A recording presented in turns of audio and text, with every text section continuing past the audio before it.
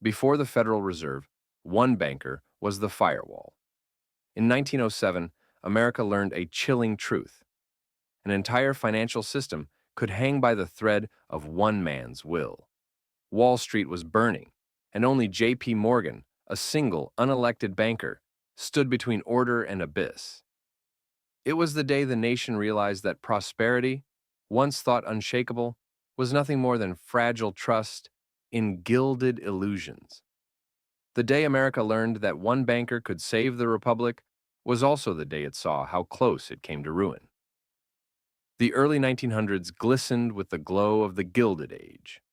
Markets soared, fortunes multiplied, and confidence felt infinite. Credit flowed freely. Trust companies sprang up everywhere, promising higher interest and easy money.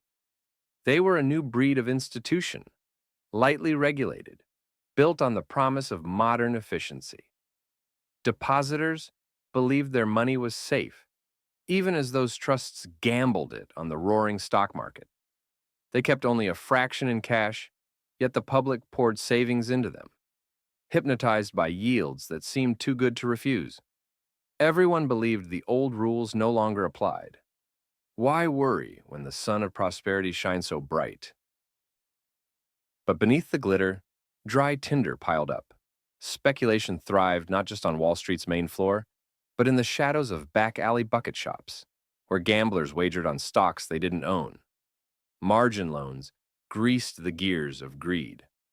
Brokers borrowed money overnight to buy stocks by day, then paid it back by evening. Trust companies funded these trades with uncollateralized loans each morning, and national banks accepted stock as collateral by nightfall. It was a high-wire act of leverage and faith. As long as everyone played along, the profits seemed endless. Behind every dollar was a promise. Behind every promise was a whisper of doubt.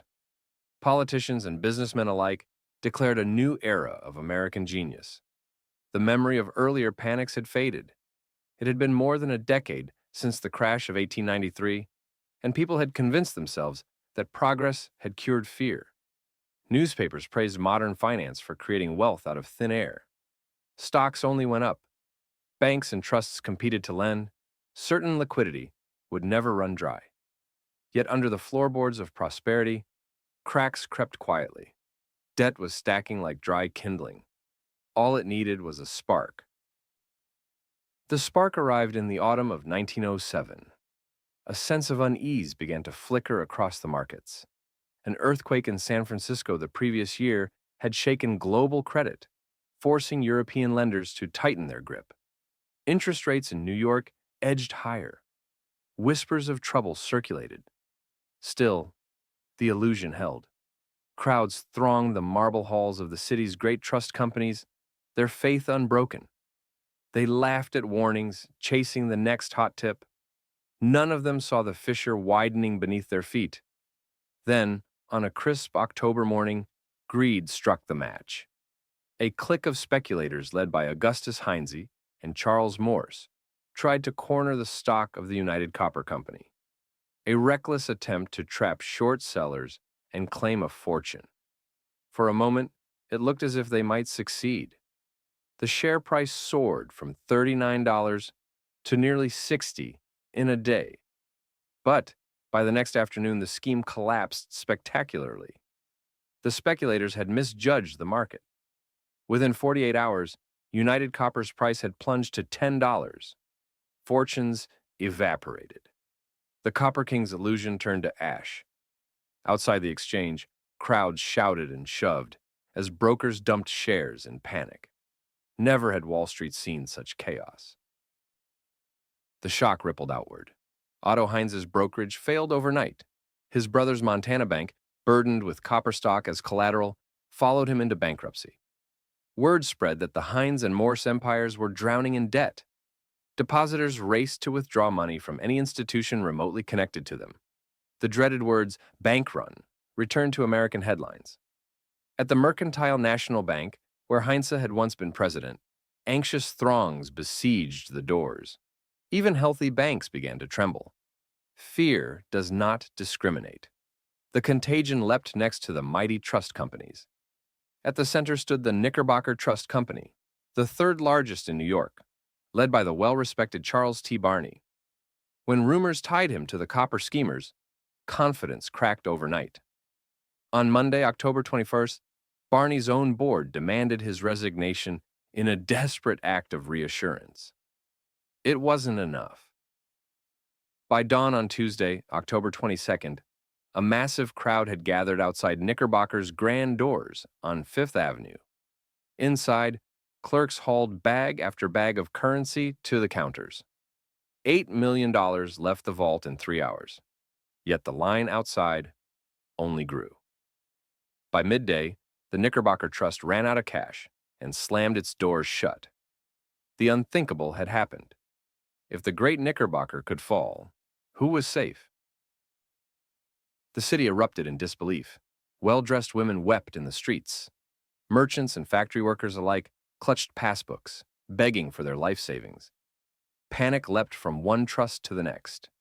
Within hours, the Trust Company of America and the Lincoln Trust faced their own runs.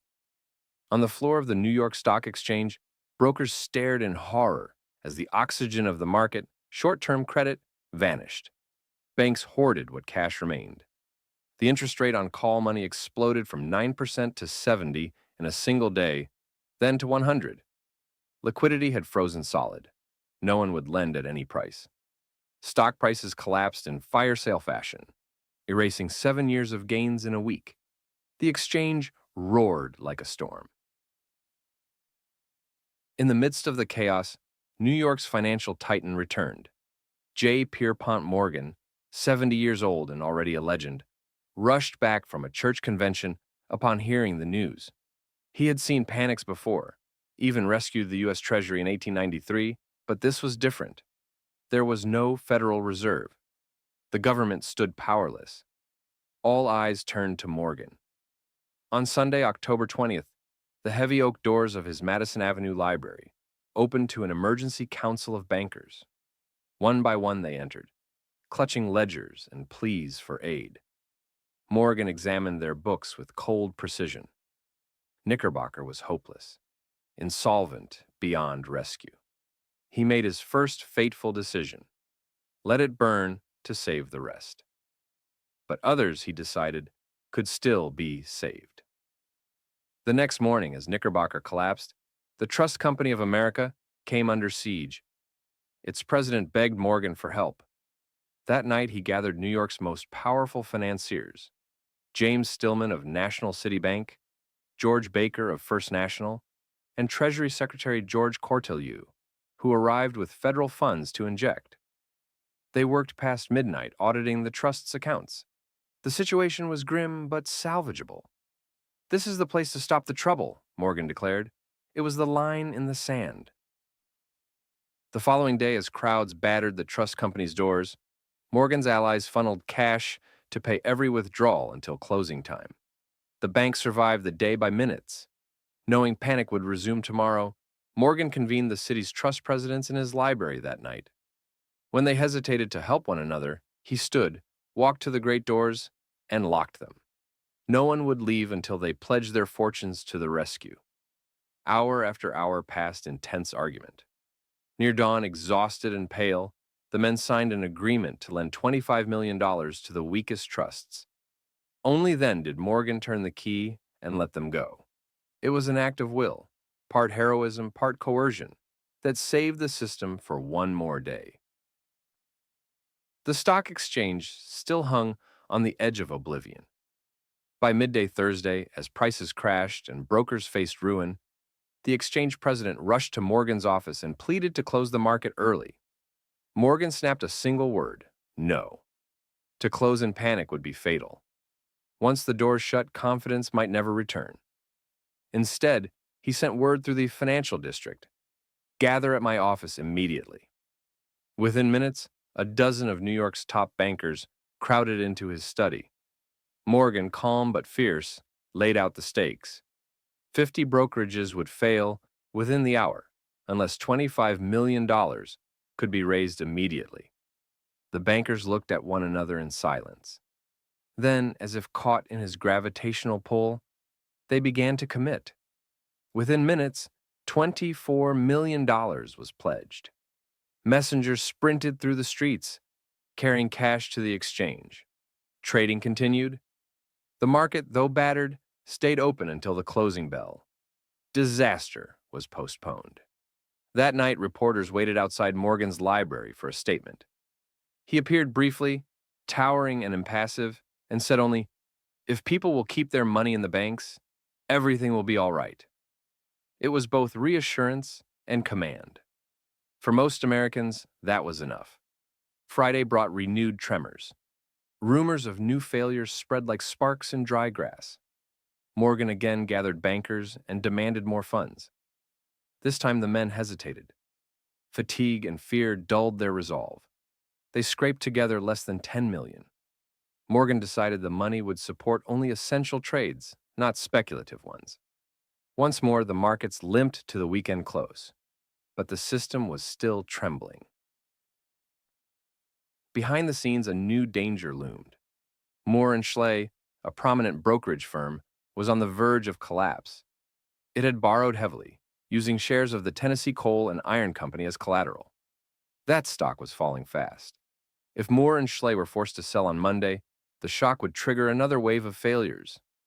Morgan called his partners together late Saturday night. The plan he proposed was radical.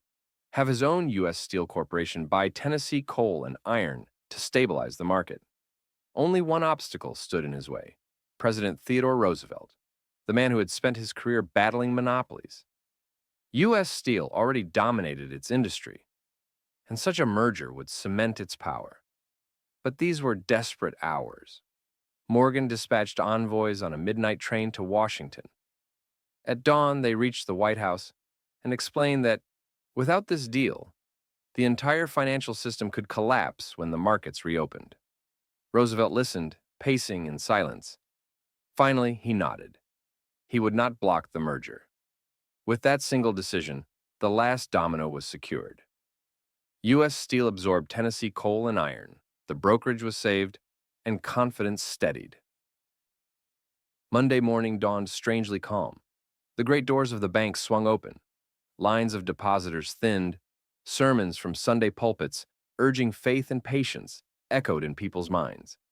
The newspapers carried reassuring headlines, and, for the first time in weeks, there was no run, no panic, no crash. To ease the strain, Morgan and the clearinghouse issued $100 million in emergency loan certificates, a kind of private currency that kept commerce moving until normal credit could resume. Gradually, the panic lost its grip. The market began to recover. The fires were out. Across America, there was relief and awe. Wall Street still stood, but scorched. The nation had survived not because of government or law, but because one man had the authority, the wealth, and the will to act. J.P. Morgan had become, for a time, the central bank of the United States. But even in victory, unease lingered. What did it mean that the entire economy had depended on the resolve of one private citizen? The so-called banker's panic had been quelled by bankers themselves. A triumph of private heroism, perhaps, but also a warning. Could a republic truly rely on one man's conscience to save it again? The panic of 1907 left behind more than ruins. It left a revelation. Confidence, not currency, is the lifeblood of finance. In those fevered weeks, every illusion of stability was stripped away. Banks and trusts were only as strong as the faith people had in them, and faith could vanish overnight. J.P. Morgan later testified before Congress saying, "Money is a matter of belief. A man I do not trust could not get money from me on all the bonds in Christendom." He was right. No mountain of assets can save an institution once trust is gone. Yet the word of one trusted man, backed by reputation and resolve, can steady millions.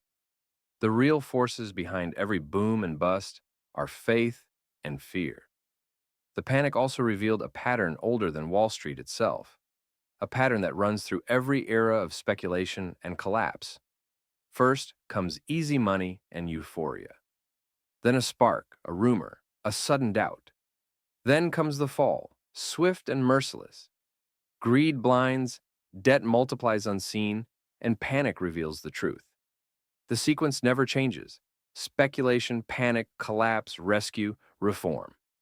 America's leaders understood that this could not continue. In Europe, central banks stood ready to flood markets with liquidity when panic struck. The United States had J.P. Morgan. That was unsustainable. From the ashes of 1907 came a movement for reform. Senator Nelson Aldrich convened a national commission to study the crisis and design a permanent solution. The conclusion was clear: the nation needed an institutional lender of last resort, a public mechanism to do what Morgan had done alone. Thus, from the smoke of 1907, the idea of the Federal Reserve was born. Yet even as the system evolved, the moral of 1907 endured. In that crisis, two kinds of people stood revealed: the blind, those who believed the party would never end, who built fortunes on debt and illusion; and the awake, those who kept their integrity and discipline when the fever broke. Morgan himself embodied both power and principle. He was no saint, but he acted when others hesitated. Honor debts, uphold trust, stand firm when others flee. Those who survived the panic were not always the richest, but the most prepared. The ones who had kept liquidity, who resisted reckless leverage, who believed in tangible value over paper gains. In the quiet aftermath, the nation asked a new question: could it entrust its fate again to the goodwill of a single financier? Many hailed Morgan as a hero, but others were alarmed. The so-called money trust, the network of powerful bankers who dominated American finance, became the target of public outrage. In 1912, Congress launched the Pujo Committee to investigate their power. The hearings revealed that Morgan and his allies sat on the boards of more than 100 corporations worth billions, effectively controlling the economy. When asked what truly underpinned credit, Morgan gave his most famous answer: character, not collateral. He meant that the system's foundation was moral, not mechanical. Trust, not paper. But to many Americans, the revelation of such concentrated power was intolerable. The moral reckoning was complete. Greed and folly had been punished. Prudence and honesty had survived to build anew. The nation would not forget. In 1913, the Federal Reserve System was created. For the first time, the United States had a central bank, an institutional guardian to lend in crises and keep the economy from seizing up. The role J.P. Morgan once played in his library became law. Uncle Sam replaced Uncle Pierpont. It was one of the most profound transformations in American financial history. And yet, even the Federal Reserve could not erase the cycle of boom and bust. It only changed its form. The deeper truth remained: prosperity built on illusion will always crumble. The Panic of 1907 was both catastrophe and cure, a reminder that money is trust, and trust can burn. Collapse is not the end. It is the moment truth collects its debt. History does not repeat. It waits for us to forget. So when the next illusion begins to shimmer, when the next era declares itself immune to fear, remember the crowds outside the Knickerbocker Trust. Remember Morgan's locked library.